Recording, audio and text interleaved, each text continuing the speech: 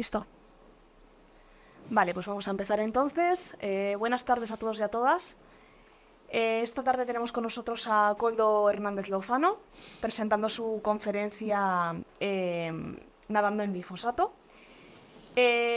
Como él le explicará a continuación, pues el glifosato es uno de los herbicidas, si no el más utilizado en España, también en el conjunto del planeta. Y bueno, el tema es bastante controvertido, luego lo vamos a poder comprobar. Koldo es investigador, activista, doctor en Derecho, tiene un máster en Derecho Ambiental y es el responsable de tóxicos de Ecologistas en Acción a nivel estatal, ¿vale? Entonces, pues bueno, la verdad que nadie mejor que él para ponernos un poco en contexto esta tarde. Así que, bueno, vamos a pasar entonces con la conferencia y luego sí que habrá oportunidad para poder abrir un poco coloquio, consultar si os surge cualquier duda, cualquier inquietud o profundizar en aquello que os haya llamado la atención, ¿vale? Pues adelante. Pues muchas gracias primero a las compis de Aro pues por invitarme y a los que habéis decidido pasar un tiempito con nosotros en un día tan poco propicio, aunque aquí se está bien, se está calentito, tenéis un pueblo muy majo, muy bonito. ¿Por qué nadando en glifosato? Bueno, pues nosotros desde el pequeño grupo de tóxicos, que en Ecologistas en Acción, mi compañera Cristina y yo, hace un par de meses, no mucho más, sacamos un pequeño informe con datos oficiales elaborados por el Ministerio de Medio Ambiente ante una queja puesta por nosotros ante el Defensor del Pueblo sobre los resultados de las analíticas realizadas que obligatoriamente deberían realizar las confederaciones hidrográficas sobre la contaminación.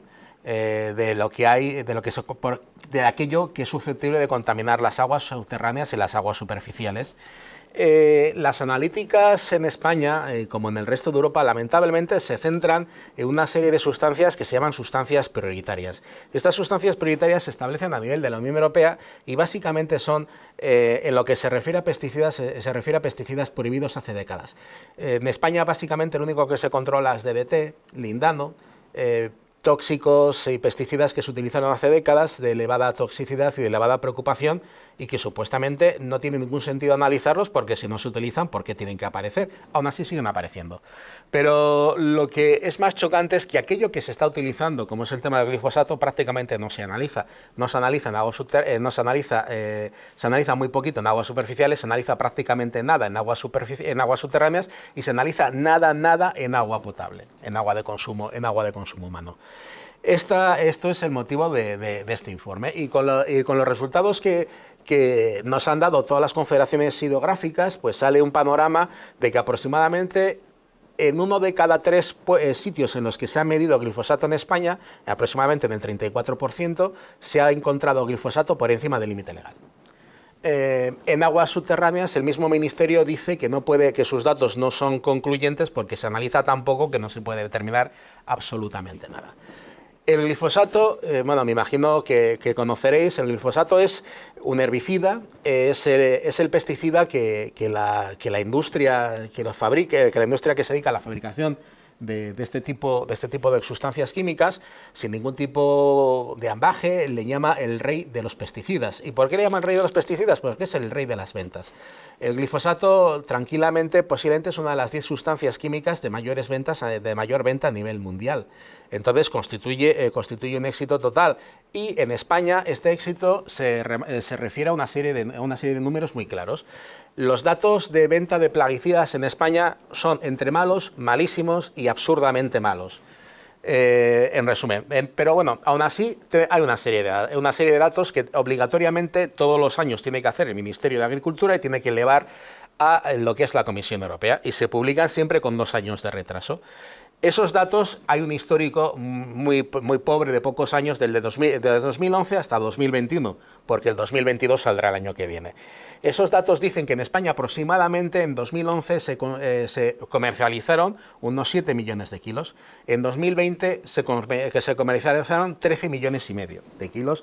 En 2021 bajó a 11 millones largos. Nadie sabe por qué, porque cuando le preguntas al ministerio encoge los hombros diciendo que él no tiene estos datos ni tiene por qué tenerlos, que él solamente está para recoger datos estadísticos, no para interpretarlos. podemos suponer que quizás sea debido a que esa bajada fue debido pues a la situación del coronavirus que produjo que, por ejemplo, en ciudades, en campos, en jardines, en espacios públicos, se utilizase menos glifosato. Porque el glifosato, aunque en principio como un herbicida debería aplicarse para usos agrarios, se utiliza para todo. Y es harto probable que en ciudades y en pueblos de La Rioja se haya utilizado. Digo se haya utilizado porque desde mayo del año pasado supuestamente está prohibido en La Rioja utilizar glifosato, porque la ley creo que es de mayo, la ley de biodiversidad que sacó el último gobierno de La Rioja incluye la prohibición del uso del glifosato en espacios públicos. Entonces suponemos que no se utiliza. Simplemente animo que en el caso de que supáis que se está utilizando en espacios públicos, puede denunciarse la situación porque supuestamente no es legal en La Rioja. Esto es una potestad que da la legislación europea a lo que son las administraciones públicas en su ámbito de competencia, es decir, en aquellos espacios públicos. En ningún momento dado, ninguna administración local puede prohibir el uso de glifosato para labores agrícolas o para usos privados, pero sí para usos públicos. El glifosato, y por eso es nadando en glifosato, una de las pocas cosas que no hay controversia ninguna es que es un tóxico para la vida acuática. Y de hecho, si aquí conocéis o habéis visto alguna vez un bote de glifosato, o alguno de vosotros o vosotras ha utilizado en sus labores en el campo glifosato, habrá visto que tiene un pictograma en el que hay unos pececillos boca arriba. Pues simplemente esto, pues que es de las pocas cosas de lo que no hay ningún tipo de controversia. El glifosato es tóxico para los organismos acuáticos y el glifosato, desde ese punto de vista, solamente por ese respeto al medio ambiente, ese respeto a la fauna, pues debería reducirse su uso. Lógicamente nosotros desde Ecologistas en Acción abogamos porque se prohíba su uso, pero es entendible que ningún tipo de prohibición, sobre todo cuando es un producto en uso, puede ser dado de la noche a la mañana, y son las administraciones públicas las que tienen que arreglar el disparate que ellos han producido, no solamente permitiendo el uso, sino favoreciendo ese consumo desbocado que se ha estado dando en los últimos años. Entonces debería corresponder a las administraciones públicas dar las herramientas a los usuarios para que puedan reducir su dependencia del uso del glifosato. Solamente por esto el glifosato debería ser como otro tipo de herbicidas, debería ser mirado con precaución. Pero bueno, el glifosato también puede tener consecuencias para la salud humana. Y de nuevo hay controversias, y siempre va a haber controversias, porque una de las cosas que siempre se hace con todo este tipo, cuando se evalúa una sustancia química, y un pesticida en particular, como puede ser el tema del glifosato, es que supuestamente siempre se dice que son evaluaciones científicas. Bueno, pues desde aquí decimos que no es así. No son evaluaciones científicas. El organismo que hace este tipo de investigaciones en la Unión Europea es la Autoridad Europea de Seguridad Alimentaria, la EFSA. La EFSA, como cualquier organismo regulador europeo o mundial de Estados Unidos, Canadá, Japón, Australia, que son los organismos reguladores que siguen el modelo occidental de regulación de sustancias químicas, en ninguno de estos organismos veremos ninguna bata blanca, no veremos ningún matraz, no veremos ninguna probeta, no veremos ningún laboratorio, porque no los tienen, nunca los han tenido ni los tendrán si sigue este modelo. Lo que es un grupo de personas de mayor o menor prestigio en el que lo que hacen es coger los expedientes que da la industria, y en esos expedientes hay analíticas realizadas por la propia industria y analíticas realizadas por instituciones públicas y privadas, y van determinando, supuestamente eliminando el grano de la paja y quedándose con lo que serían las conclusiones principales para un fin.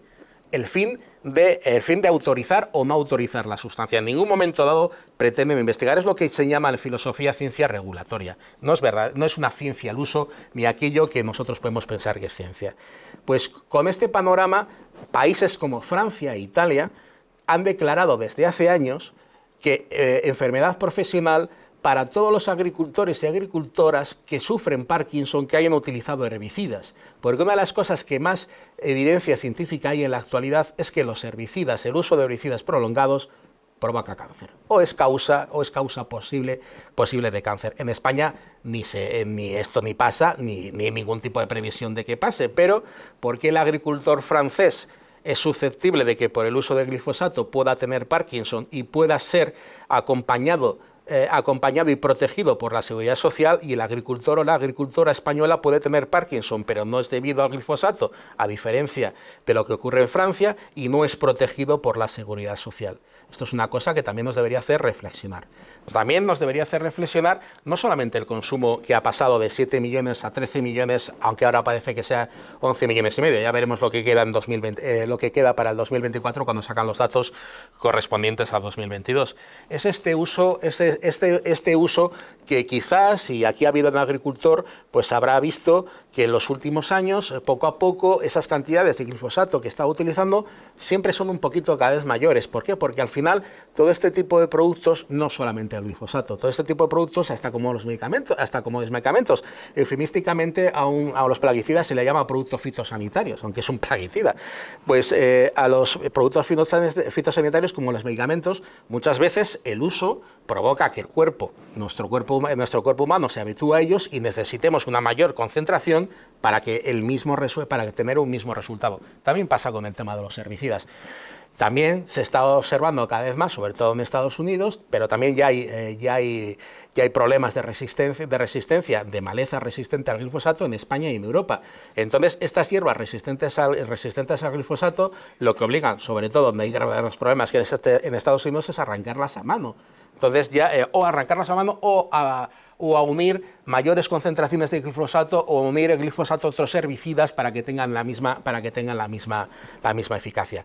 Parece que el uso de este tipo de herbicidas en las condiciones actuales, sobre todo cuando están muy derivados al precio del petróleo, porque en muchos casos son productos que se sacan de este tipo del petróleo y de sus derivados, son productos que van a tener una línea constante de aumento para aquellos y aquellas que los utilizan. Todo esto nos debería hacer pensar cuál es el modelo. Pero más que pensar en cosas económicas y en cosas tan poco agradables como de salud y todo esto, tenemos que pensar en qué es lo que queremos para nosotros como sociedad. Todo este tipo de procesos regulatorios, que son procesos regulatorios complejos, sobre todo evitan a alguien, a la sociedad. Nosotros somos la sociedad en su conjunto. No estamos hablando de los usuarios ni de los productores de glifosato, que tienen un interés directo, lógicamente, en esto, sino a la sociedad en su conjunto. La sociedad en su conjunto, nadie nos pide nuestra opinión sobre este tipo de cosas, ni nuestra opinión es escuchada. Ha habido encuestas de todo tipo que sitúan que el rechazo a la autorización del glifosato en la Unión Europea se situaba por encima del 70% dentro de lo que es la sociedad europea en su conjunto. Pero bueno, esto no es escuchado porque el proceso de autorización de este tipo de sustancias químicas no permite ni escucha la voz de la ciudadanía. Y más allá de estos tipos de problemas, la voz de la ciudadanía debería escucharse. Al final estamos hablando de productos que pueden tener consecuencias o no pueden tenerlas, pero sobre todo lo que nos dicen es quién es aquel que decide a qué consecuencias debemos estar sometidos, y que encima aquellos que estamos sometidos a las posibles consecuencias no somos escuchados ni tenemos voz. Por nosotros hablan políticos y por nosotros hablan supuestamente científicos, que no lo son, en una labor que no es científica, que nos dicen qué es bueno y qué es malo. Pues bueno, pues ahora vamos un poquito a qué es el proceso. Por ejemplo, aquí veis, lamentablemente no se va a ver porque estos son vídeos y debe haber un problema con la campaña, y no se me acentúa. Esto es un ejemplo. Aquí veríais, en la primera parte, un ejemplo de lo que no era un problema y luego lo fue. Este es un comercial vestido de Indiana Jones que está en una aldea africana y que está diciéndole a la gente de la aldea africana que el DDT es bueno, y directamente lo que está comiendo son gachas que él ha echado DDT encima, y está comiendo gachas con DDT. Mientras que la gente se ve en contraposición, se ve a gente de la aldea que está asustada porque les están diciendo que este producto, con lo cual está él llenando esas gachas que está comiendo, mata insectos, pero se lo está comiendo, y les está diciendo que es tan inocuo que no produce ningún perjuicio para nadie. Y entonces simplemente la gente de la aldea dice, no nos parece adecuado, no nos parece lógico, y rechazan el DDT en contra de la ciencia europea, de aquel momento, de la ciencia de los Estados Unidos. Este es otro momento glorioso, prácticamente este es el inicio de la ecología en el siglo XX. También va con el DDT. Ese humo que estáis viendo no es un humo de petardos, no es humo de fiesta, no es humo de un camión. Y esta pequeña figura que veis es un niño. Detrás de este niño hay 10 o 15 niños, y estos son los camiones del DDT que iban fumigando todas las calles de pueblos de Estados Unidos, fumigando DDT porque era inocuo, y todos los niños por detrás intoxicándose con el DDT mientras jugaban y gritaban contentos. Este es el inicio de la ecología. No sé si habéis escuchado pues el famoso libro, o conocéis el famoso libro de Rachel Carson, La primavera silenciosa. Rachel Carson es la pionera, la verdaderamente la iniciadora de la ecología como movimiento social, como lo conocemos, y ella puso voz de alerta sobre el uso principalmente sobre las consecuencias del uso del DDT, del uso de los plaguicidas. Su libro se llama La primavera silenciosa, porque después de usar DDT los pájaros dejaban de cantar porque habían muerto. Bien por el efecto directo del DDT o por lo que sucede muchas veces en la actualidad, porque estos herbicidas, estos plaguicidas, no es que maten directamente al pájaro, lo que hacen es que les matan de hambre. Entonces al final mueren. De hecho, no el glifosato, todos los plaguicidas en la actualidad se suponen que están relacionados con lo que alguna gente llaman el insectagedón, el arcamedón de los insectos, en lo que datos de muchos sitios del mundo, Alemania, Inglaterra, Australia, Canadá, Estados Unidos, sitúan la mortandad de los insectos actualmente aproximadamente en el 70% en masa. No estamos hablando de número de especies, estamos en el número de individuos. Aquí igual las personas de mi edad o aproximadamente de mi edad o un poquito mayores, igual recordaréis esos veranos eternos que empezaban en junio, acababan en septiembre, eran gloriosos. En que, por ejemplo, nosotros éramos una familia de 5 hermanos, mis 2 padres, íbamos en el Renault 8, íbamos todos a Petu House, nosotros, las 5 jaulas de canarios. Íbamos a veranear a un pueblo de cerca de Bilbao, a unos 100 kilómetros de Bilbao. Y en ese trayecto mi padre tenía que parar siempre el coche un par de veces porque tenía que limpiar el parabrisas de insectos que se habían aplastado contra el coche, y también limpiar pues el radiador. Ahora esto no sucede. Yo soy de Bilbao, yo he nacido en Bilbao, en una ciudad supuestamente bastante industrial, y en esta ciudad, yo en mi casa, desde el 9º piso, yo escuchaba el ruido de los grillos. Ahora no se escucha nada. Ahora esta primavera silenciosa la estamos convirtiendo en un eterno silencio, en el que solamente nos escuchamos a nosotros mismos y el ruido de Sálvame. Pues en este silencio, los distintos investigadores sitúan como tercera causa el uso de plaguicidas en general, y las otras 2 causas están relacionadas en cierto sentido con el uso de los plaguicidas, porque están relacionadas con el cambio de uso de suelos y con la destrucción de bosques primigenios, como puede ser el tema del Amazonas o el tema de los bosques de Indonesia principalmente.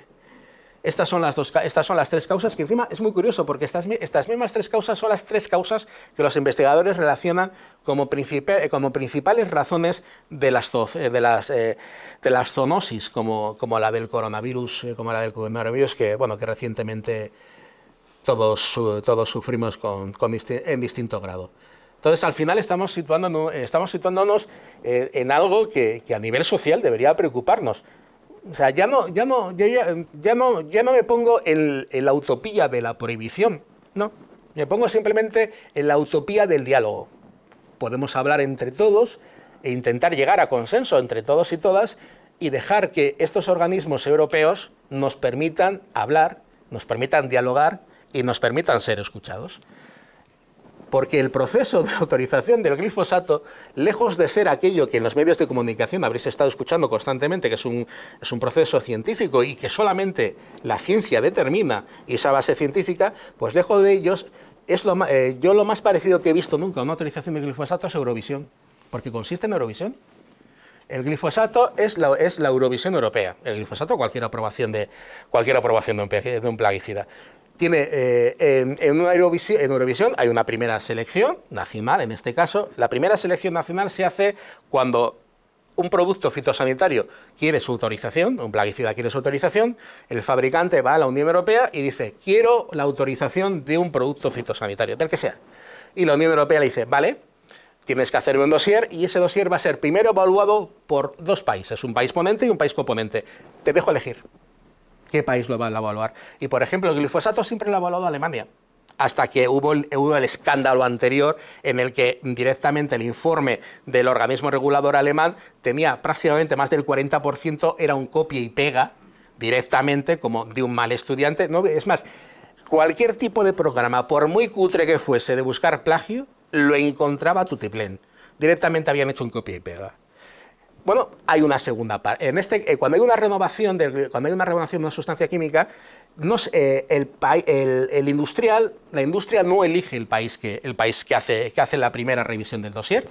Supuestamente lo elige la Comisión Europea, pero sorpresa por sorpresa siempre es el mismo que ha hecho la autorización previa. Por ejemplo, España siempre ha sido el país ponente del cloropifos. El cloropifos, quizás alguno de ustedes lo conocerá, es un insecticida que se prohibió a finales de 2019, y que sus ventas dejaron supuestamente de tener que venderse en España sobre el primer tercio del 2020.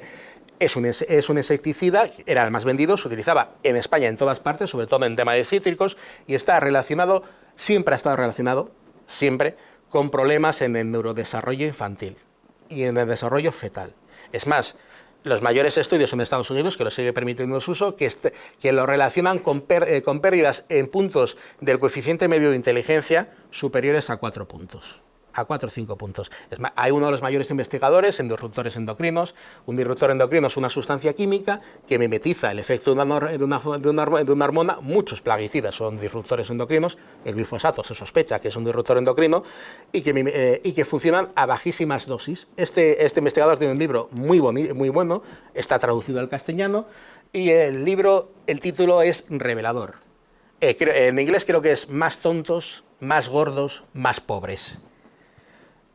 Porque al final la exposición química, este es un libro que abarca mucho más otro tipo de contaminantes, pero habla específicamente del caso del cloropifos, y en el caso del cloropifos es más tontos, porque afecta al neurodesarrollo. Pues bueno, pues después de esta primera evaluación del dossier, que el dossier lo hace la industria, no hay laboratorios públicos que investigan, no hay laboratorios que verifican nada. Pues cuando se hace el primer informe, ese informe pasa después a la EFSA, esa segunda votación a nivel europeo, como puede pasar en Eurovisión. Y la EFSA lo que hace es revisar. La EFSA es la Autoridad Europea de Seguridad Alimentaria, es la mayor institución de control científico europeo después de la ECA. La ECA es la Agencia Europea de Sustancias y Preparados Químicos y Mezclas Químicas, que prácticamente evalúa el resto de sustancias que no son plaguicidas, que no tienen relación con alimentación. Pues bueno, pues la EFSA analiza otra vez ese informe que la proporciona la industria. En este informe que la proporciona la industria, que el reglamento de fitosanitarios tiene un elemento bastante atractivo y bastante novedoso, es el único que lo tiene la Unión Europea. Obliga a la industria que tiene que presentar todos los estudios hechos a nivel publicados en los últimos 10 años sobre la sustancia que se pretende evaluar. Bueno, pues la EFSA después hace su estudio y determina con sus propias reglas, unas reglas que no han sido nunca validadas por un parlamento, son reglas internas elaboradas por la propia EFSA, hace una conclusión, hace un dossier, en el que no dice, en el dossier nunca la EFSA dirá, este producto puede comercializarse, no puede comercializarse, no es su función. Dice, hay dudas, hay huecos en el conocimiento, y con este informe directamente se llega a la fase final, la fase real. Es una fase de votación, es una fase política, en la que la Comisión Europea, con el dictamen de la EFSA, que es preceptivo pero no vinculante, es más de una vez, lo que ha propuesto la Comisión Europea es distinto a lo que decía la EFSA. De hecho, por ejemplo, el tercer plaguicida más usado en España hasta el 2021 es el 1,3-dicloropropeno. El 1,3-dicloropropeno se utilizaba. Es muy curioso porque el 1,3-dicloropropeno es el tercer plaguicida más usado en España y es un plaguicida prohibido. Es más, prohibido desde antes del 2007. ¿Cómo puede ser posible que un plaguicida prohibido haya sido el tercer más vendido en España durante una década? Durante una década. Pues esto es posible por una cosa que la Unión Europea dice autorización excepcional. Consiste en que si hay una plaga que excepcionalmente no puede controlarse por otro medio, tendrá que controlarse por medios aunque no sean autorizados. Pues esto ha abierto un campo de acción tremendo en el que España ha sido líder, en el que en un periodo periódicamente en el que hay datos, que solamente hay datos desde 2011, pues tranquilamente se han concedido más de 30 autorizaciones excepcionales al dicloropropeno al extremo de que se han llegado a vender en España en los últimos años más de 5 millones de litros. El 1,3-dicloropropeno y su prima, la cloriprequina, de la cual no hay datos porque el Ministerio de Agricultura dice que es secreto de Estado, y no estoy vacilando. Es secreto de Estado saber los kilos que se venden de cloriprequina en España, otro plaguicida prohibido. Pues es un gas. Es un gas que se inyecta, la cloriprequina se desarrolló como arma de guerra en la Primera Guerra Mundial y ambos son tóxicos por inhalación, son mortales por inhalación. Entonces, los trabajadores y trabajadoras que están aplicando estos productos, que principalmente se utilizan en los frutos rojos para el cultivo de frutos rojos, pues sufren un grave riesgo. Y principalmente porque se utilizan, son productos que su uso no engaña, son desinfectantes. Su función es desinfectar la tierra, acabar con toda la vida que pueda albergar la tierra para que el cultivo no pueda tener ningún tipo de competencia, porque son cultivos de muy alto rendimiento, que están continuamente de varias cosechas en el año. Son ese tipo de cultivos que no solamente son los frutos rojos, en lo que España, esos cultivos que últimamente nos han dicho tanto porque están agotando de forma legal e ilegal el agua de Doñana.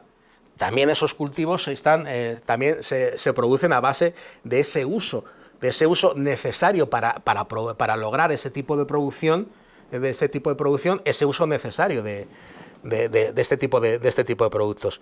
Pues este tipo de productos es el tercer más vendido en España, es curioso. Ahora mismo ha sido sustituido por un producto legal en la Unión Europea, pero no legal en España, el metansodio.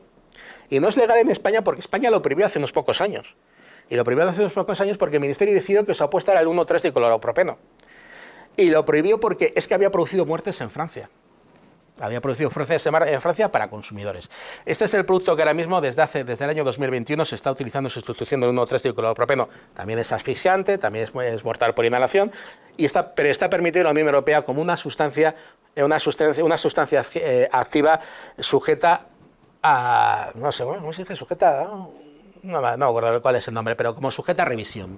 Sujeta a revisión, ese tipo de sustancias activas de pesticidas son aquellas que básicamente son sustancias cancerígenas, mutagénicas o tóxicas para la reproducción de tipo 2, es decir, no son 1A, 1B, es decir, no hay pruebas en humanos, pero se sospecha que sí pueden ser mutagénicas y tóxicas para reproducción. Bueno, pues este producto en concreto, que ahora mismo es el que se está utilizando en España en sustitución del 1,3-dicloropropeno, los investigadores sitúan que su toxicidad es más del doble y algunos llegan hasta 5 veces más el doble que el 1,3-dicloropropeno.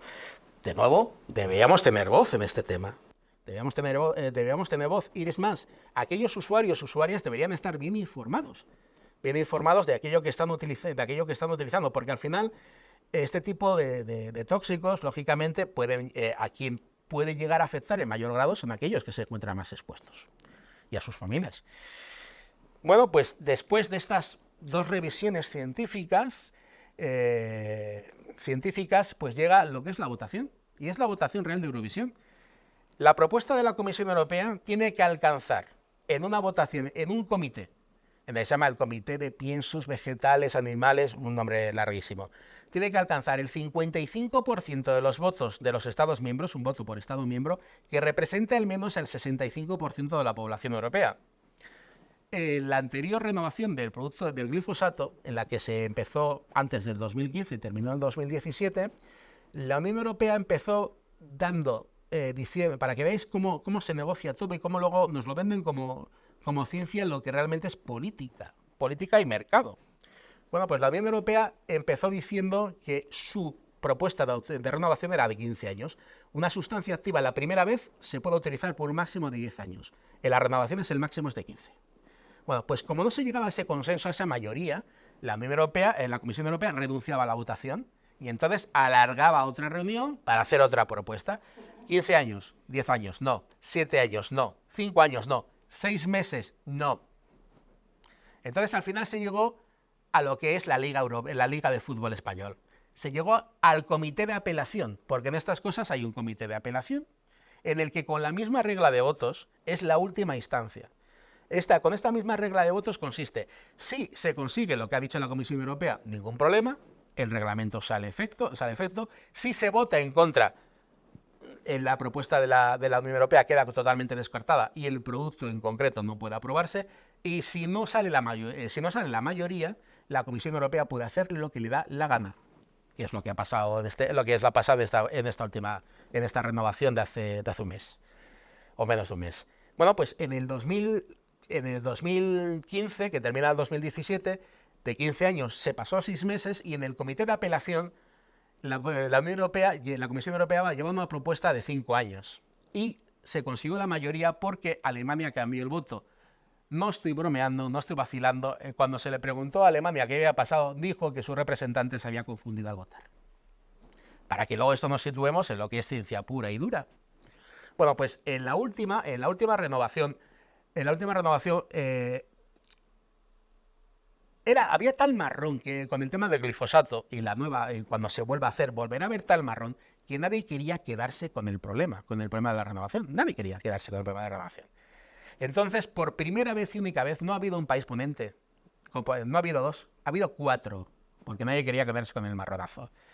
Pues los países componentes hicieron su estudio, en el estudio dijeron que no había ningún problema y adelante. Y la EFSA hizo un informe con mucho retraso, muchísimo retraso. Hizo un informe y su dossier básicamente decía que no había ninguna preocupación crítica.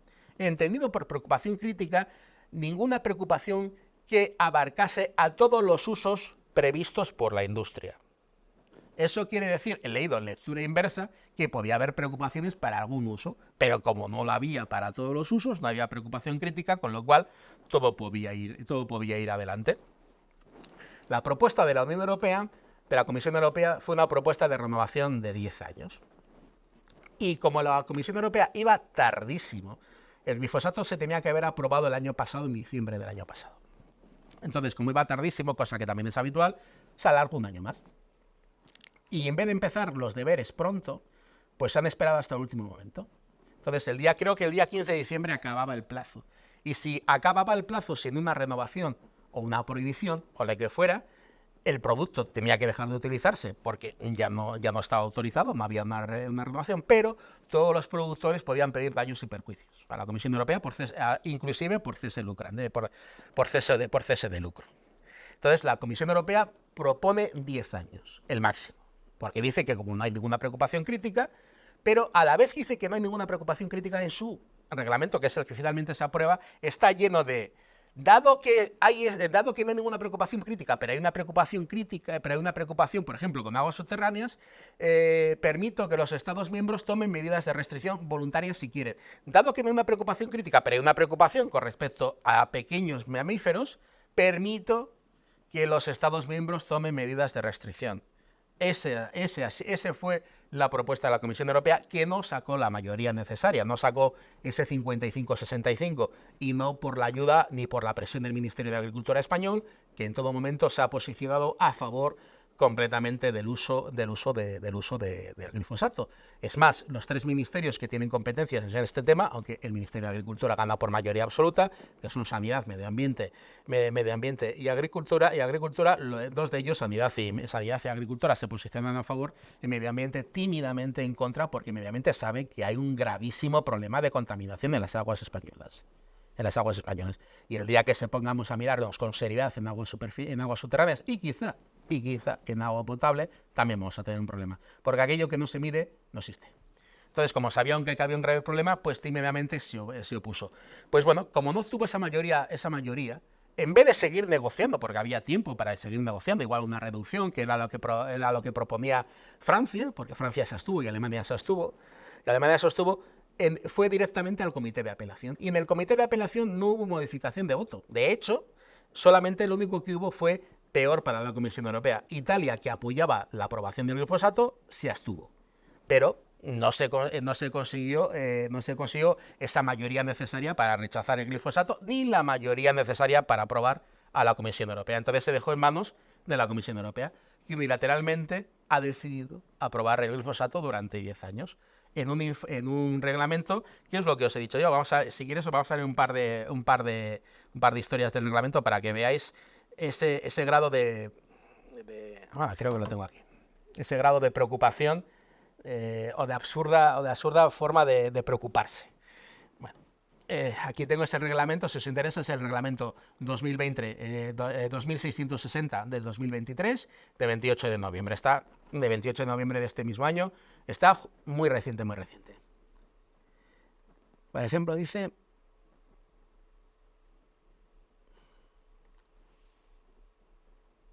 Vale.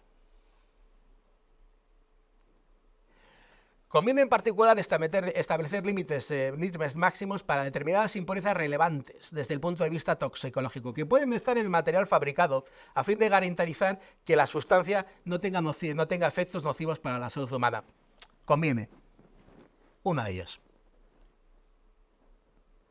Sobre esta base de los resultados, es necesario que los Estados miembros presten especial atención a determinados aspectos técnicos cuando lleguen a las evaluaciones de los productos que contengan el glifosato.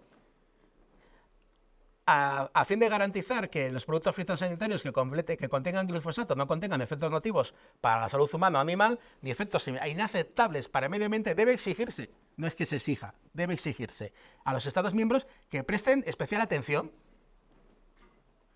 Algunos cultivos que pueden producirse en el campo no se ha terminado la evaluación de su riesgo para los consumidores de los residuos que puedan estar presentes. Por esto dice que los estados deben prestar atención a la evaluación de este tipo de cultivos.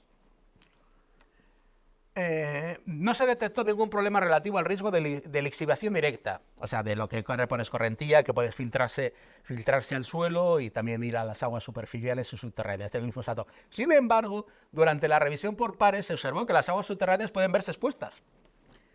Además, es posible que determinados usos no agrícolas del glifosato en superficies selladas y muy permeables puedan dar lugar a un mayor riesgo en aguas superficiales, subterráneas y superficiales. Por consiguiente, es necesario, los Estados miembros deberían evaluar este tipo de consecuencias. Aquí hay, de este tipo de deberían, por ejemplo, yo qué sé, aquí tenemos desde... que deberían proteger a anfibios, que deberían proteger a animales, que deberían proteger... Y todo esto lo están diciendo al mismo tiempo que no dicen que no hay ningún tipo de problema y que lo van a dar, y que lo dan 10 años más. Y es más, es que ni han prohibido su uso en espacios públicos. Simplemente dicen que, como en el anterior reglamento, que nadie hizo caso, que los Estados miembros pueden prohibir, deben velar para que no se use en espacios públicos. El deben velar está hecho en condicional, no implica una obligación. Este es el reglamento que ha hecho la Unión Europea basada en el dictamen de la EFSA. Un reglamento en el que ha habido muchas voces y ninguna ha sido de la sociedad civil. No sé si algunos de ustedes han visto cuando ven pasar por una carretera, eso pasa también en trenes. Hace poco ha salido, esta misma semana creo que ha salido una noticia de unas ovejas intoxicadas muertas por ingestión de hierba con glifosato debido a que los trenes de Adif que van regando de glifosato todas las vías para evitar los trabajos.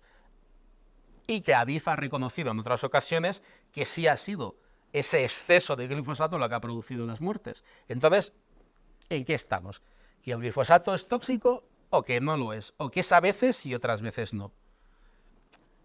Bueno, este es ese campo abierto que queda la duda. También esto se ve, no sé, bueno, cuando ustedes igual han visto pues un pequeño camión que va pasando por la carretera echando líquido, pues es glifosato ¿y por qué se echa? Pues porque es muy barato. Aunque está subiendo el precio para el uso de los agricultores y la cantidad que tienen que echar es barato. Es barato y sobre todo porque, por ejemplo, hay veces que los comerciales, los grandes directivos de las empresas, o dicen lo que piensan de manera abierta, o sencillamente se les escapa. Por ejemplo, hace un par de años, y lo podéis ver, lo podéis buscar en internet, hace un par de años, cuando la Bayer compró a Monsanto, Monsanto era la detentora de la patente del glifosato, que no sé si sabéis de curioso, el glifosato nació primero como medicamento, para uso medicamental. Como no tuvo éxito, se vendió como desatascador. Como no tuvo éxito, a alguien de Monsanto, que era quien tenía la patente, se le ocurrió venderlo como herbicida. Y empezó a tener muchísimo éxito. Y su mayor éxito fue cuando fue unido a la venta directa de glifosato más semillas resistentes al glifosato, de soja transgénica, de organismos modificados genéticamente. Cuando se empezaron a vender estos tipos de productos, sobre todo que se utilizan en España, es el máximo productor de cultivos modificados genéticamente en la Unión Europea, pero es un cultivo bastante humilde, bastante pequeño, pero somos la máxima superficie agraria. Pero esto en otros países en los que exportamos nuestro modelo alimentario, exportamos aquello que no queremos. Nosotros en Europa no hemos prohibido los transgénicos. Lo único que decimos es que la legislación europea dice que lo que tienen es que evaluarse. Entonces, y que por primera vez en el reglamento de transgénicos lo que se permitió es que los Estados miembros unilateralmente pudiesen prohibir su uso en el Estado miembro. Pues bueno, pues estos productos cuando nosotros no los utilizamos prácticamente en España, no los utilizamos prácticamente en Europa, pero exportamos el modelo a Argentina, exportamos el modelo a Brasil, que ahí sufren, porque estos datos que estoy dando del glifosato son una broma cuando estamos hablando de este tipo de países. Es una broma. En esos países llueve glifosato. Llueve glifosato sobre escuelas, llueve glifosato sobre ciudadanos, llueve glifosato en el campo. It's raining glifosato. Pues en esos países que nosotros exportamos, nosotros no utilizamos organismos modificados genéticamente, ni utilizamos esas cantidades de glifosato, pero esos países son los que nos están produciendo el pienso para la producción industrial de animales en España. Nosotros exportamos esos modelos que no queremos en esa especie de doble rasero europeo con una doble hipocresía regulatoria. Pues cuando Monsanto creó su primera patente de organismo modificado genéticamente, no engañaron. La patente se llama Ready for Roundup, preparado para el Roundup, que el Roundup es el producto de glifosato más vendido a nivel mundial. Y hace unos años era el único que podía venderse porque era el único, la Monsanto era la única que tenía la patente. Ya la patente quedó libre y la venden muchos fabricantes, pero lógicamente la Bayer Monsanto la que más. De hecho, la Bayer, una de las razones por las que compra la Monsanto es por sus ventas en glifosato y por su tecnología biotecnológica, su biotecnología. Pues cuando empiezan a desarrollarse estos productos, nos los venden diciendo que van a producir que se reduzca el uso de plaguicidas. Todo lo contrario. O sea, desde ese momento es cuando el glifosato pasó a ser una de las 10 sustancias más vendidas a nivel mundial. Ahora mismo estamos en otro proceso de cambio en el que se está ahora mismo negociando en la Unión Europea con un gran ímpetu por parte del gobierno español actual que se permita el uso de lo que son de aquellos organismos modificados genéticamente no transgénicos por las nuevas técnicas. Bueno, entonces estamos también nos están vendiendo eso como parte de ese beneficio de estas nuevas sustancias, de estas nuevas semillas, pues que van a reducir el uso de plaguicidas. Espero que esta vez tengan la suficientemente vista para que esto realmente ocurra así y no haya pasado como pasó por el tema del glifosato. Pero lo que iba, que me disperso. Pues bueno, pues la directiva de la Monsanto, de la Bayer Monsanto, en Sudamérica, dijo hace unos 2 años, preguntándole por las bondades del glifosato, dijo que el glifosato era el mejor invento que había hecho la humanidad para eliminar los trastornos musculoesqueléticos. ¿Por qué? Porque lo que quería decir que lo que hacía es eliminar trabajadores y trabajadoras del campo, abaratar costes para los grandes propietarios y expulsar a propietarios. Esta es una de las funciones, de este tipo de herbicidas. Lógicamente, no soy agricultor y doy por hecho que todo tipo de beneficios para el agricultor son buenos, pero que no nos vendan este tipo de beneficios diciendo que se evitan trastornos musculoesqueléticos, cuando estamos hablando de una sustancia que debe ser como mínimo controlada. Pues este es un poquito el panorama global y en el que he querido incidir. Y sobre todo, ya por último, porque creo que me estoy alargando, por último, cuando estamos hablando de ciencia, solamente la última pincelada de este tema, porque es un tema que especialmente siempre me ha chirriado. ¿Por qué básicamente la EFSA, como todos los demás organismos regulatorios, solamente toma en validez los estudios hechos por la industria? De hecho, en la última el último dictamen de la EFSA prácticamente está hecho solamente con estudios hechos por la industria, cuando hay cientos, por no decir miles, de estudios hechos por instituciones públicas pagados con dinero público que no son utilizados. Como ya había dicho, el reglamento fitosanitario obliga a los que quieren renovar una sustancia o vender por primera vez una sustancia en la Unión Europea, tienen que hacer un dossier en el que tienen que meter todos los estudios publicados sobre esa sustancia en los últimos 10 años. Bueno, pues la EFSA valoró más de 7.800 estudios hechos por instituciones públicas, principalmente pagados con dinero público. De estos 7.800 estudios, solamente aproximadamente 30 pasaron el corte de la EFSA, de los cuales ninguno fue considerado relevante para la autoridad, para su dictamen. Aproximadamente solamente el 0,3% de los estudios hechos pagados con dinero público fue considerado relevante y ninguno tuvo la relevancia necesaria para ser determinante. Todo lo que se consideró relevante fueron los estudios hechos por la industria. ¿Por qué? Porque las guías de la EFSA, como las guías de la ECA y otras guías, se basan en una escala de valoración hecha por la BAS a finales de los años 70. Bueno, pues a finales de los años 70 hubo el mayor escándalo que nunca ha habido de falsificación de estudios de toxicología en Estados Unidos, en el que, por ejemplo, ratones macho parían, hembras de ratones tenían cáncer de próstata, había ratones muertos que vivían, y esto pasó con muchas sustancias. Inclusive estuvo a punto de llegar hasta el glifosato. Es más, siempre el glifosato se ha dicho que también estaba trufado de este inicial fraude. Lo único que justo tocó cuando se estaba iniciando la evaluación. De hecho, en la primera evaluación que hace la EPA estadounidense del glifosato lo considera cancerígeno. A los 3 meses o menos del año dijo que pasó de cancerígeno a inocuo. Pues bueno, por este escándalo, ya sabéis que en Estados Unidos muchas veces al final lo que se produce es más que una norma jurídica, una autorregulación de la industria. Pues la industria creó lo que se llaman guías de buenas prácticas de laboratorio. Las guías de buenas prácticas de laboratorio es una forma de hacer ensayos. Nunca se valora que un estudio hecho bajo esas guías tenga mejor o peor calidad que los ensayos realizados por instituciones públicas y publicadas en revistas científicas, en literatura científica, en revisiones por pares, en lo que se llama el peer review. Es una forma simplemente, un procedimiento de hacer un ensayo. En ningún momento dado avala la calidad del ensayo, pero supuestamente lo que sí avala es que el ensayo no pueda falsificarse, no pueda contener fraude. Hace 2 años, el laboratorio de referencia alemán que hacía este tipo de ensayos tuvo la denuncia y creo que está en juicio y va a palmar por falsificación en este tipo de ensayos. Entonces, al final, son procedimientos humanos como cualquier otro procedimiento humano que está sujeto a fraude.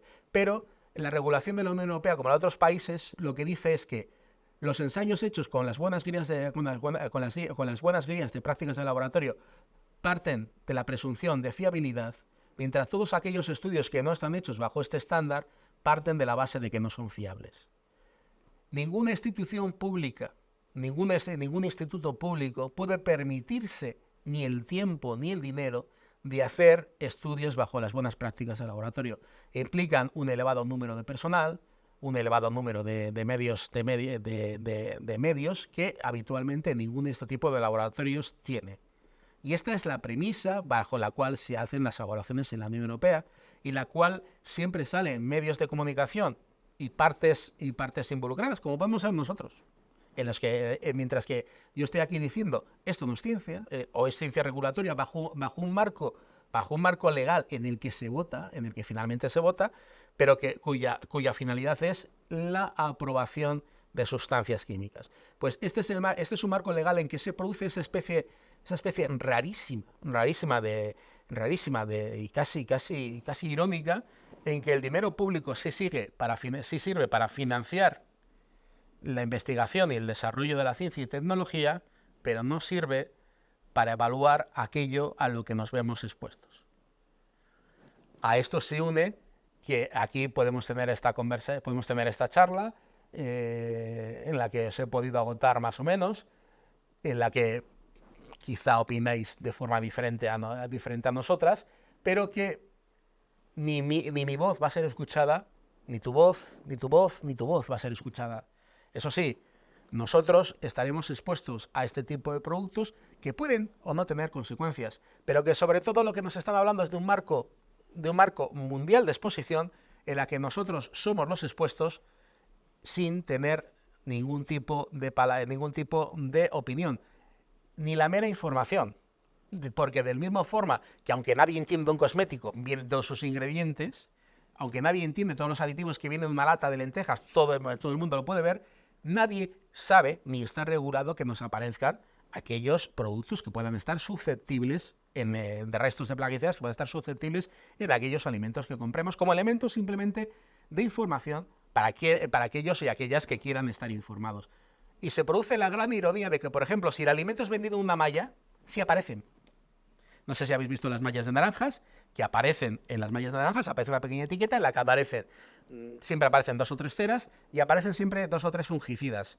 Porque cuando el alimento es metido en un envase, que haya varios alimentos seguros, varios alimentos, si se utilizan pesticidas post cosecha, sí tienen que aparecer indicados.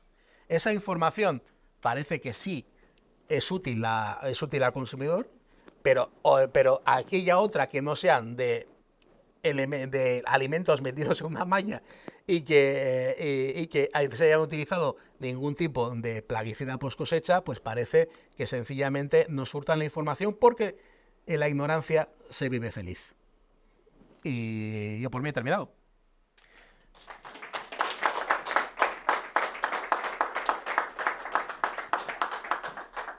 Vale, pues ahora igual si os parece damos paso a las preguntas o cualquier cuestión que queráis comentar. Un comentario. Sabrás que Monsanto acaba de confirmar en un juicio que está en Estados Unidos. Llevan palmando desde hace más de 4 años. Es más, hay libros, si te interesa, hay libros en inglés, porque no he visto ninguna traducción en castellano que hablan hasta del primer juicio. El modelo estadounidense de litigación es imposible en Europa. Aparte que no solamente eso, que encima fijaros una cosa, que por ejemplo la Monsanto en este caso está siendo penada por haber producido cáncer a usuarios de glifosato, cánceres en la sangre en usuarios, pero en ningún momento dado esa penalización económica viene acompañada ni tan siquiera, no de la retirada del producto, ni de la restricción de su uso, ni tan siquiera de lo que es la etiqueta. De hecho, pero debería ser un elemento de valoración de cuando se vota qué partidos políticos toman ya no digo en serio, sino ni en su propia cartera de propaganda este tipo de asuntos, en el que el glifosato es uno más. O sea, para mí particularmente el verdadero problema del glifosato es ese uso desmedido y esa cantidad, no es el pesticida más peligroso usado en España, ¿eh? O sea, no es lo que sí es llamativo. Yo abogo por una voz de una sociedad civil, que encima que algunas veces estamos equivocados. No tenemos que ser muchos, tenemos que ser lo suficientes. Porque otras vías ahora mismo en España, sin este primer paso, no son reales, de verdad, no son reales. El Partido Socialista, por ejemplo, quien podría haber estado supuestamente, y si hay alguien del Partido Socialista y le duele, pues lo siento, pero esto es verdad, sí, que podría haber estado interesado en este tema, el Partido Socialista, por ejemplo, en la Unión Europea ha tenido dos voces. En la voz de Agricultura, liderado por Clara Aguilera, en el que desde la Comisión de Agricultura del Parlamento Europeo ha estado abogando completamente por la aprobación del glifosato de una forma beligerante y porque esta semana hemos tenido dos decepciones, este mes hemos tenido dos grandes decepciones. Primero, se ha aprobado el glifosato, cosa que era harto probable, pero segundo, ha decaído en el Parlamento Europeo por primera vez, es una cosa muy rara, una propuesta de reglamento de la Unión Europea, que era la propuesta de reglamento de uso sostenible de plaguicidas. Hay una directiva actual de uso sostenible de plaguicidas, pero este reglamento por primera vez iba a establecer objetivos de reducción vinculante para los Estados miembros. Porque el objetivo vinculante de reducción que ya existía, no plasmado en un texto escrito en España, consiste que año tras año aproximadamente España aumenta un 2,5% su uso de plaguicidas. Ese es el compromiso de España en reducción de plaguicidas. Pues ese reglamento es de las poquísimas veces que un reglamento propuesto por la Comisión Europea, que siempre está consensuado, se haya rechazado en el Parlamento Europeo.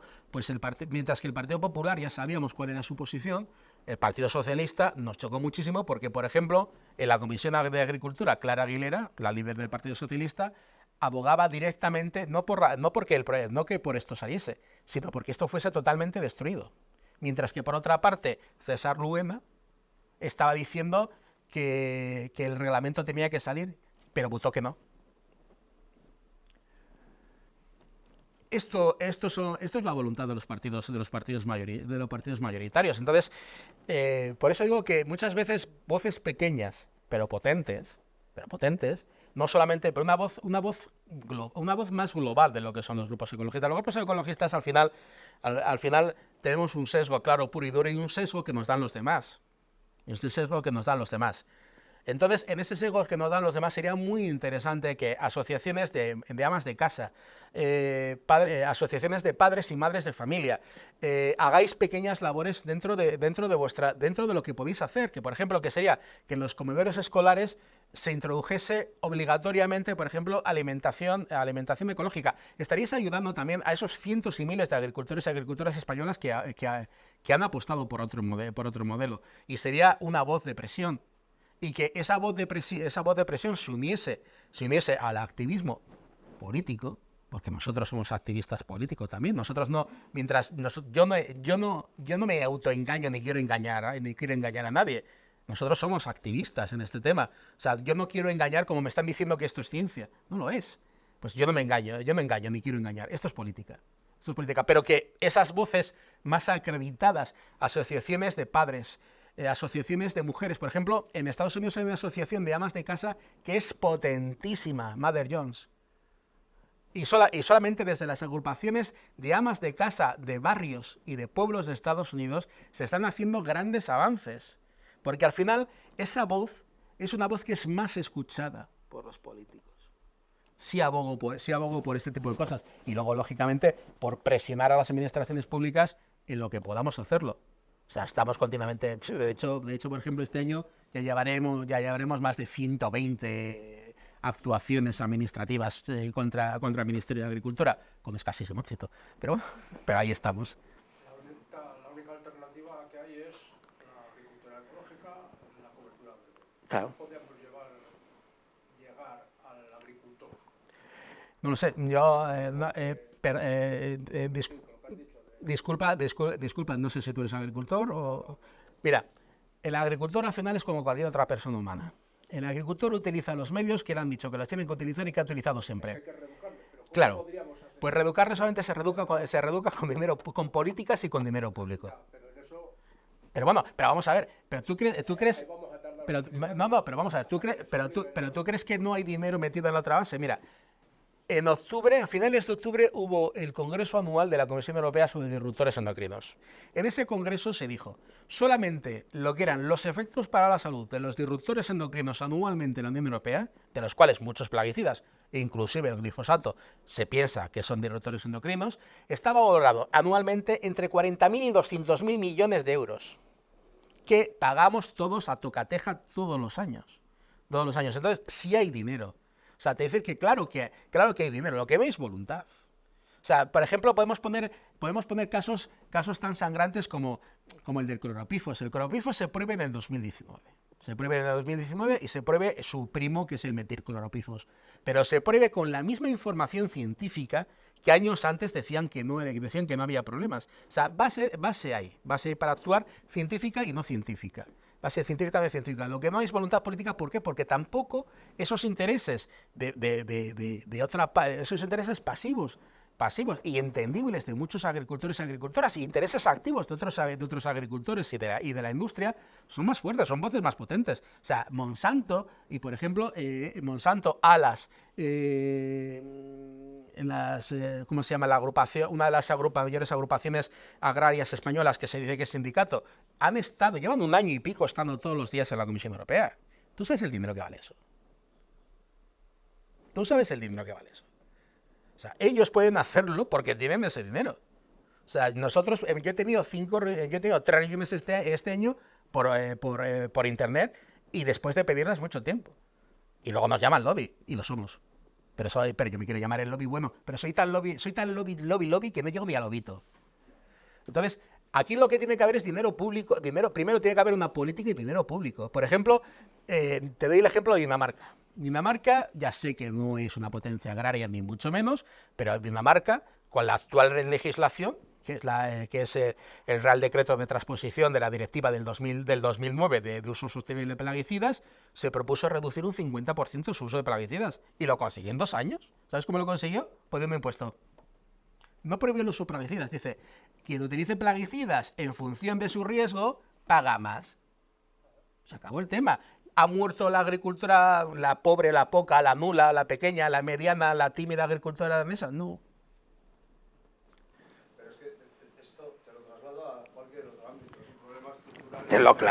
Tenlo claro. Las empresas están por encima de los políticos y las que funcionan bajo la Claro, nadie. pero completamente de acuerdo. La historia es que hay que medirlo precisamente como tú dices, que lo haga mal, impositivamente más cargado hasta que esa empresa desaparezca. En todos los Es que, es cuestión de voluntad política, claro, como dices, pero ¿contra quién peleas? Antes has nombrado lo de Latinoamérica. Latinoamérica, que la soja transgénica en Argentina es terrible, sí. el Roundup es el herbicida que utilizan, pero es que Monsanto ha tenido la capacidad de modificar legislaciones agrarias en Latinoamérica para prohibir las semillas orgánicas. Pero no solamente eso. Mira, ya que Claro. estás hablando de semillas, aquí tengo toda una conferencia del tema de semillas. El tema de semillas. Mira, te comento. Mira, en Nigeria, creo que es en Nigeria. En Nigeria, Nigeria siempre había sido un país en que había una agricultura familiar relativamente bollante.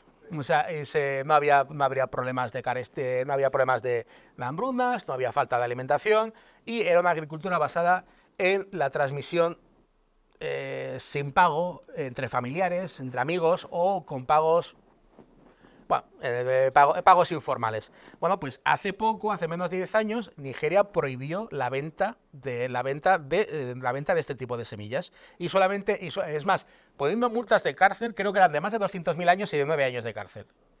O sea, que encima sorprendió a mucha gente porque nadie entendía nada. Pero que no solamente porque prohibía el tema de esto, sino porque encima la enormidad de las multas.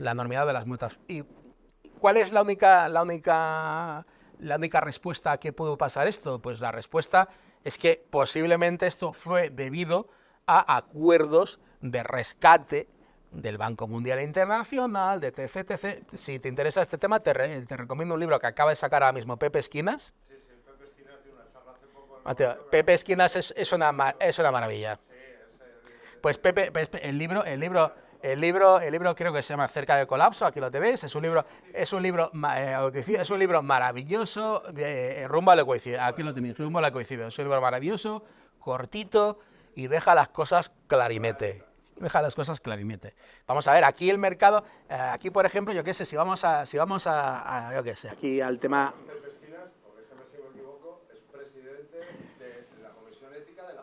Sí, es más, es el padre de la regulación de la FAO de semillas. Pero por ejemplo, Por ejemplo, una de las consecuencias de la Revolución Verde, que la Revolución Verde está basada en muchas cosas, pero no son plaguicidas, es lo que dices tú. En la actualidad solamente se cultivan básicamente, únicamente 150 especies vegetales. De las cientos de miles que había, básicamente solo se cultivan 150 especies vegetales. De estas, solamente 12 se estima que representan básicamente todo el sustento mundial. Y esto se calcula, datos de la FAO y de Pepe Esquinas, del libro, se calcula que en torno al 90% de todas las variedades de plantas, agrícolas han desaparecido en el último siglo. Pero encima esto va a producir... Hay gente tan asustada con esto y estados tan asustados. De hecho, hasta Naciones Unidas está tan asustado con esto que ha hecho bancos de semillas que parecen Fort Knox. ¿Por qué? Porque, por ejemplo, una de las mayores hambrunas conocidas en el cine es la hambruna que hubo con la patata en Irlanda, que produjo varios millones de muertos y toda la inmigración irlandesa a Estados Unidos. Eso fue por una enfermedad de la patata, que ¿cómo se solucionó? Trayendo una variedad de patatas de Bolivia. Si ese banco genético desaparece y la variedad de las semillas es cada vez menor en un modelo que está basado mucho en el uso de agrotóxicos, ¿qué puede ocurrir cuando algún alimento básico, como puede ser el arroz o el trigo, tenga una de sus variedades mayoritarias, tenga un problema brutal que impida tener cosechas rentables durante años? Si no tenemos esa posibilidad de traer la patata boliviana. Hay gente muy preocupada. Y el trabajo de Pepe Esquinas en la FAO fue este principalmente. Monsanto por ejemplo, es escandaloso. Monsanto, el tema de los polinizadores, que antes has hablado de ello, toda esta cuestión, el 60% de los polinizadores... No, hay datos que lo elevan al 70%. Claro, que lo elevan al 70%, porque eso va a... Pero, por ejemplo, aparte siempre se centra en la abeja doméstica. La abeja doméstica no está en peligro. No. Son el resto. Es el resto. Y si se acaba... Bueno, de hecho hay algún vídeo muy simpático en YouTube que lo podéis ver y veis agricultores chinos polinizando con pinceles los árboles. Porque no hay abejas. De hecho, ahora mismo gran parte de los abejeros españoles, una parte de los abejeros españoles no se dedican a producir miel, se dedican a alquilar sus abejas. Porque lo que hacen es llevar las abejas de un sitio a otro, porque como no hay abejas suficientes en determinadas zonas de España para polinizar los cultivos, llevan sus abejas para que polinicen, las alquilan. Es un negocio. Fíjate la locura en la que vivimos, que esta gente estuvo a punto de darle un Nobel. Sí. Porque decían que acababan con el hambre en la Tierra y tienen un proyecto tecnológico que son abejas robóticas para Sí, que no, que ya tengo que sí, aparte son unos bichos feísimos. Pero, por ejemplo, ¿qué se puede hacer? Mira, una de las cosas que siempre nos dicen, la reducción de plaguicidas nos va a llevar al hambre, y nos dice el hambre a la henchida Europa, del cual yo soy el ejemplo poco agradable. O sea, yo estoy en riesgo de ser famélico, no me jodas, de verdad. O sea, la henchida Europa va a pasar hambre, o sea, y España va a eliminar el hambre produciendo pistachos, que es lo que parece que ahora se va a hacer, o produciendo fresas. Vamos a eliminar el hambre produciendo pistachos. O sea, no me vaciles. Datos también del libro de Pepe Esquinas.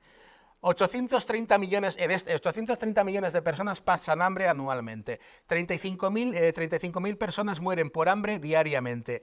Desde el año 2006, por primera vez en la historia mundial, hay más personas gordas que hambrientas. El sistema alimentario produce actualmente un 60% más de lo que consume la humanidad. Ahora, si estáis metidos, os recomiendo meteros en una de las páginas de noticias diarias del sector agrícola. Hay 2 o 3 periódicos que, por ejemplo, salen continuamente. Se prohíbe la venta de berenjenas de clase 2, porque el precio ha bajado mucho y entonces directamente las tiran antes de comercializarse. Un tercio de toda la producción alimentaria se desperdicia en el transporte. 1.200 toneladas métricas, que es una barbaridad, se pierden en el campo. Otro tercio es utilizado para producir comida basura, que es la que produce la sobrealimentación. El despilfarro en la Unión Europea se cifra en 127 kilogramos por año y persona. En España son 169 kilogramos por persona. Y esto es el chocolate del oro, porque realmente siempre nos dicen los anuncios de los periódicos, los telediarios, no hay que desperdiciar, que no hay que desperdiciar. Pero esto es como cuando nos dicen que hay que ahorrar agua para lavarte los dientes, que está muy bien, pero te niegan que el 80% de todo el consumo de agua de España es la agricultura, y que este año, que ha llovido muy poco, no ha llovido menos que el pasado, ha llovido de forma más irregular. Lo que sí ha aumentado de forma drástica en los últimos años es el regadío. Es más, ahora mismo zonas en las que nunca ha habido una gota de agua y que no se había visto más que cultivos de secano están inundadas de agua. Pero es eso, pero nos dicen y nos meten presión a los ciudadanos para que te laves en un vaso, para que te laves los dientes en un vaso de agua, que puede estar muy bien o mal, pero te informo, no va a eliminar el problema. No, no, sí es el absurdo. Ya esté. O sea, pagando una bolsa biodegradable en un supermercado, mientras No, y para la el 28, cada uno en un otro, privado. otro ejemplo del tema del dislatesto.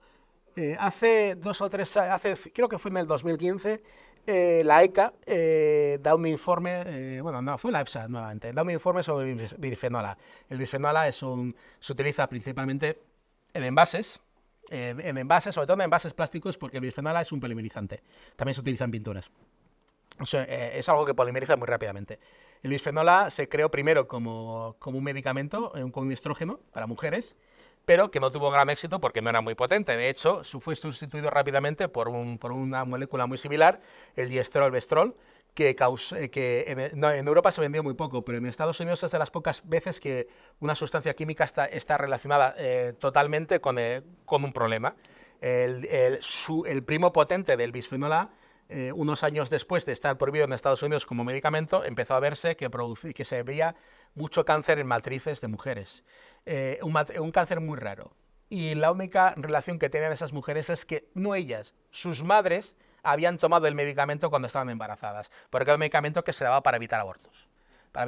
Ahora mismo es la tercera generación de mujeres, principalmente también a mí de hombres afectados, pero de mujeres que sufren cáncer de matriz cuando nunca han estado expuestas a esta sustancia. Esto es una de las cosas divertidas que tienen los disruptores endocrinos, que pueden afectar ya se ha visto en ratones hasta la 5ª generación, cuando solamente es la primera de esa 5ª generación la que se ve afectada.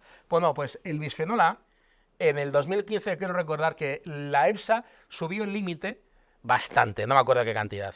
En el 2015 y 2016. Este año, o el año pasado, lo ha subido a 20.000 veces más. Es más, lo ha subido ahora todavía no está a nivel regulatorio, pero lo ha subido 20.000 veces más con los mismos datos que había. Es más, ahora mismo no hay persona humana en Europa que mee de forma legal.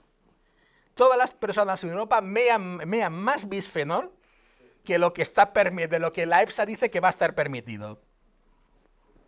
Entonces, estos son ironías, y esto es lo que desde que la sociedad civil, pero todo este tipo de datos al final es un batiburrillo y crea agonía y crea hasta chascarrillos, crea agonía y al final, más que nada es ¿por qué tenemos derecho a opinar sobre determinadas cosas y otras no? ¿Por qué no tenemos derecho a opinar a lo que queremos? ¿A qué queremos vernos expuestos? ¿A qué queremos que se expongan nuestros hijos? ¿A qué queremos que se expongan nuestros familiares? ¿A qué queremos que se expongan a los que más amamos? ¿Por qué no? O sea, tenemos derecho a opinar hasta votar en Gran Hermano. Pero para esto no. O sea, tenemos derechos para opinar en lo más frívolo y lo más íntimo, ¿no? Entonces, yo, hombre, agradezco mucho que hayáis venido, porque esto ya tengo que... Mira, yo creo que no va a ir nadie, lo agradezco. No, estoy acostumbrado, ¿eh? Estoy acostumbrado. Entonces, pues lo agradezco bastante y que estéis interesados, pero al final estoy convencido que prácticamente todos los que estamos aquí ya estábamos convencidos antes de venir.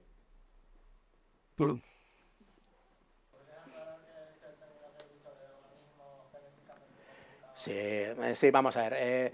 Un organismo modificado genéticamente es un organismo al que se le ha hecho una modificación genética para tener una propiedad que no tenía antes. Esto se inició con la soja transgénica, hecha por Monsanto, que fue el primer organismo modificado genéticamente. La ventaja que tenía era que aguantaba el glifosato. El glifosato es un herbicida que no es selectivo. Ataca todo. No solamente ataca aquello que se quiere destruir, sino que ataca aquello que no se quiere destruir. Entonces es muy interesante para el fabricante para el fabricante poder tener organismos que aguanten el glifosato, porque de esa forma puedes echar mucho glifosato sin consecuencias. Antes el glifosato tenía muchas ventas, pero menores, porque solamente se podía utilizar o con mucho más cuidado en determinados momentos del desarrollo del vegetal, no en cualquier momento. Es más, el glifosato, una de las cosas que tiene, como tiene otros pesticidas, es que son pesticidas sistémicos.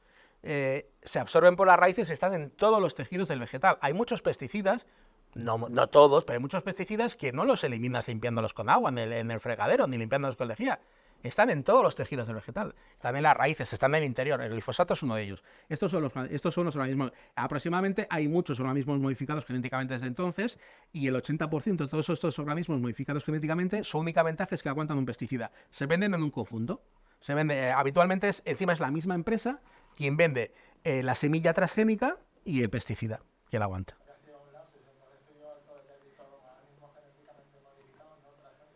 No, porque ahora se están los organismos modificados transgénicos, que fueron los iniciales, es porque lo que se le estaba el gen extra que se le estaba aportando a la modificación genética no era propia de esa especie. Por ejemplo, se le estaba dando a una manzana o a las hojas, se le estaba aportando un gen de una bacteria. Ahora mismo hay una nueva tecnología, desde hace unos años, la tecnología CRISPR y todo esto, hay una nueva tecnología que lo que se está haciendo es que lo que se produce son organismos modificados genéticamente, pero no son transgénicos, porque lo que se produce son variaciones, modificaciones dentro de las mismas variedades del mismo, por ejemplo, dentro de variedades de una manzana, dentro de variedades de manzanas, o dentro de una misma, o modificaciones dentro de los genes de una misma semilla, de una misma variedad vegetal o animal. Es por eso la diferencia entre organismos modificados, los transgénicos y no transgénicos. Hasta hace muy poco tiempo solamente había transgénicos.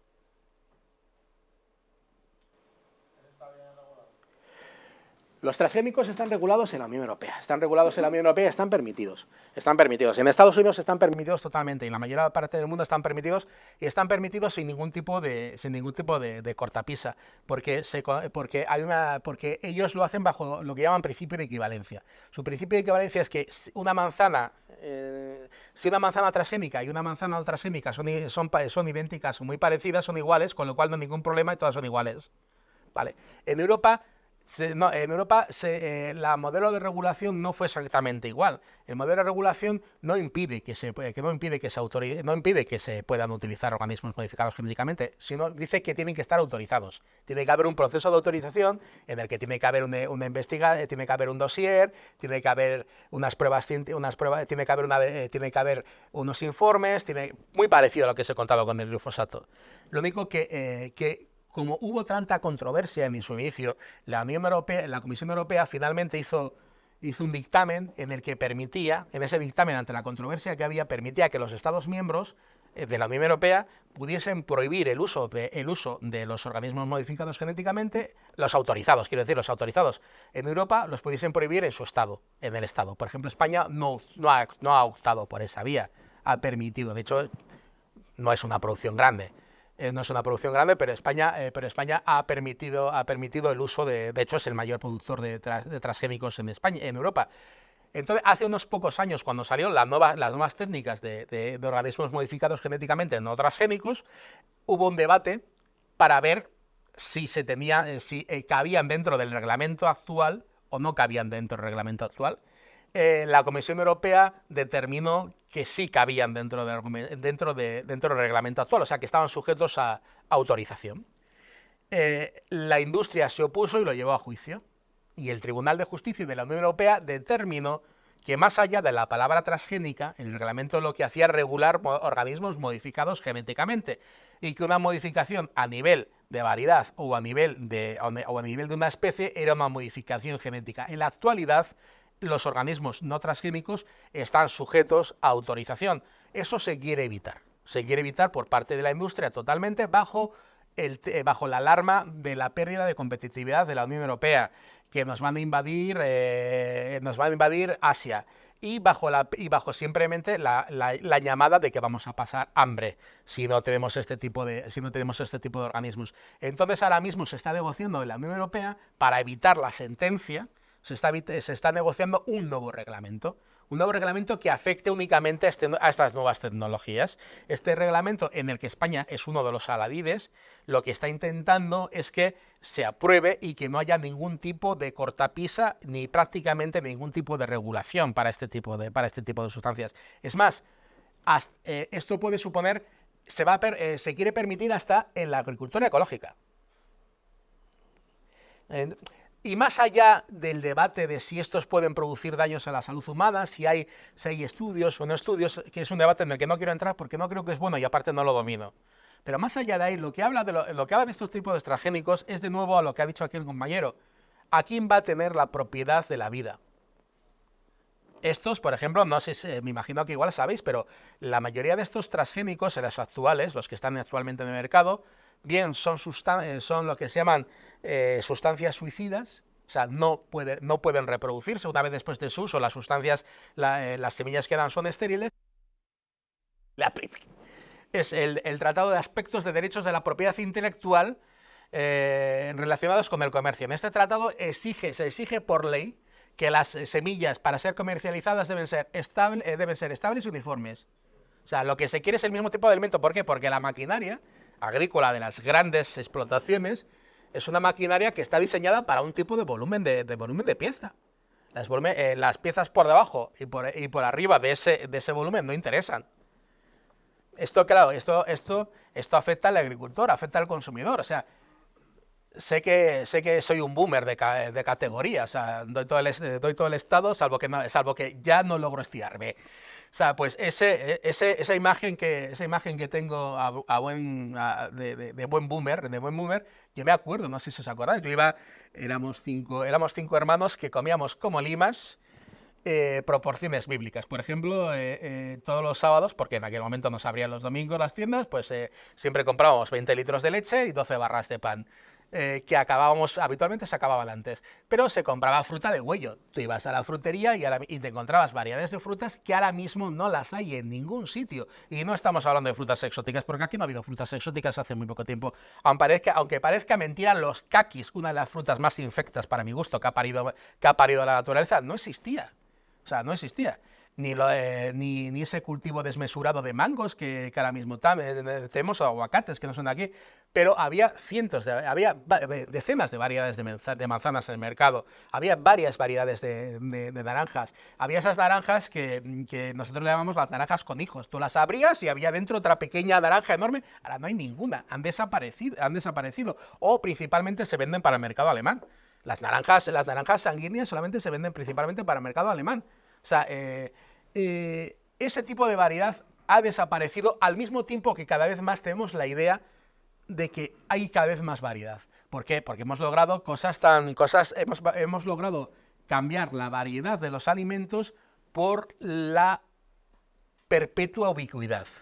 O sea, directamente ahora hay pimientos todo el año, hay pepinos de mejor calidad todo el año, lechugas de Holanda que vienen a España, lechugas de España que vienen a Holanda y con camiones que se chocan entre ellos mientras van rodando en España en lechugas en Francia lechugas holandesas y lechugas francesas. Es real, es un caso real. Es un caso real, o sea, y al mismo tiempo que tenemos esa sensación de que los supermercados están llenos de alimentación, es verdad, y alimentación de verdad, lo que está menguando es la calidad y lo que está menguando es la variedad. O sea, ahora mismo cualquier tienda, no sé si pasaron, lamentablemente no lo conozco. No conozco mucho Aro. Y eso que tuvo una pareja de aquí. Esa variedad ahora mismo en Logroño solamente la vemos en el mercado de abastos, en esa tienda que un kilo de manzanas te vale 5 euros, o en alguna tienda de delicatessen que el kilo de manzanas te vale 7. En los demás no existe. Se venden como si fuesen joyas. O sea, yo alguna vez que he comprado me he sentido como Pretty Woman. Estaba esperando que el frutero me hiciese así con la tapa. No lo he conseguido, que conste que es una de mis mayores ilusiones. No lo he conseguido. Pues esta variedad, hemos sustituido la variedad por... pues no sé por cómo decirlo, por la perpetua ubicuidad, por tener un pimiento y por perder la razón y el sentido común de los tiempos y de lo que se produce. Yo estoy convencido que mi yo de 10 años, que no me acuerdo afortunadamente para mi yo de 10 años, estaba mucho más consciente de cuándo podíamos tener un pepino en el mercado que mi yo actual. No lo sé.